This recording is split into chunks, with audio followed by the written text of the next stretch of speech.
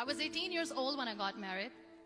I belonged to a very conservative family, a Baloch family, where good daughters never say no to their parents. My father wanted me to get married, and all I said was, if that makes you happy, I'll say yes. And of course, it was never a happy marriage. Just about after 2 years of getting married, about 9 years ago, I met a car accident. Somehow my husband fell asleep and the car fell in the ditch.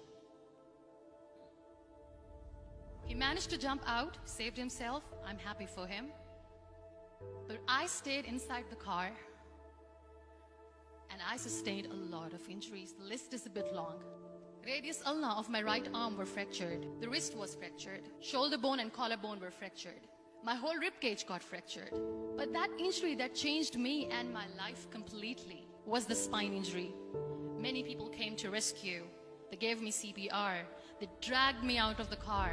And while they were dragging me out, I got the complete transection of my spinal cord. Those 2.5 months in the hospital were dreadful.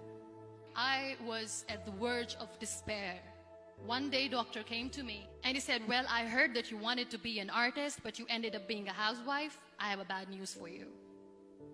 You won't be able to paint again. Next day, doctor came to me and said, your spine injury is so bad, you won't be able to walk again. I took a deep breath and I said, it's all right.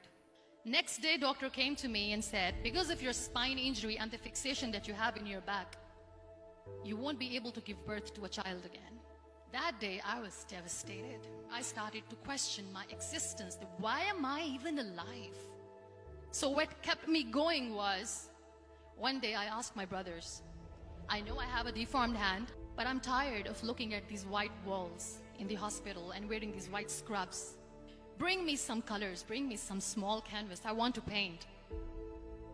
So the very first painting I made was on my deathbed, where I painted for the very first time.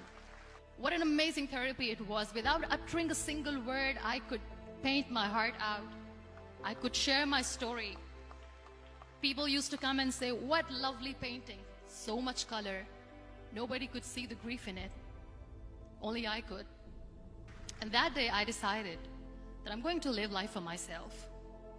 I am not going to be that perfect person for someone. I am just going to take this moment and I will make it perfect for myself. That I'm going to fight my fears. So I wrote down one by one all those fears. And I decided that I'm going to overcome these fears one at a time. You know what was my biggest fear? Divorce. But the day I decided that this is nothing but my fear, I liberated myself by setting him free. And I made myself emotionally so strong that the day I got the news that he's getting married, I sent him a text that I'm so happy for you and I wish you all the best. And he knows that I pray for him today. Number 2 was, I won't be able to be a mother again. And that was quite devastating for me. But then I realized there are so many children in the world, all they want is acceptance. So there is no point of crying, just go and adopt one. And that's what I did.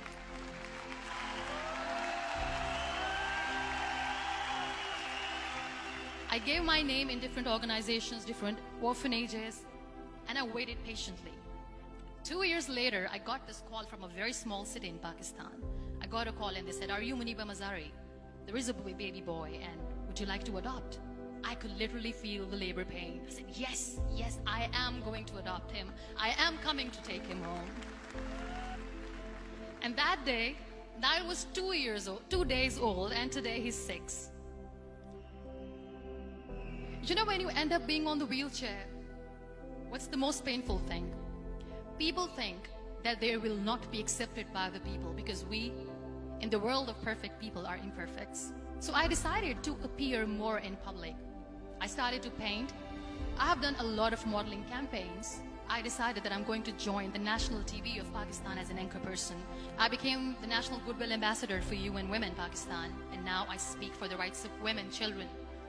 I was featured in BBC 100 Women for 2015. I'm one of the Forbes 30 under 30 for 2016. So when you accept yourself the way you are, the world recognizes you. It all starts from within. We have this amazing fantasy about life. This is how things should work. This is my plan. It should go as per my plan. If that doesn't happen, we give up. I never wanted to be on the wheelchair. Never thought of being on the wheelchair. This life is a test and a trial, and tests are never supposed to be easy. So when you are expecting ease from life, and life gives you lemons, then you make the lemonade, and then do not blame life for that. It is okay to be scared. It is okay to cry. Everything is okay, but giving up should not be an option. They always say that failure is not an option. Failure should be an option, because when you fail, you get up, and then you fail, and then you get up, and that keeps you going. Embrace each and every breath that you are taking. Celebrate your life. Live it. Don't die before your death. Real happiness lies in gratitude. So be grateful, be alive, and live every moment.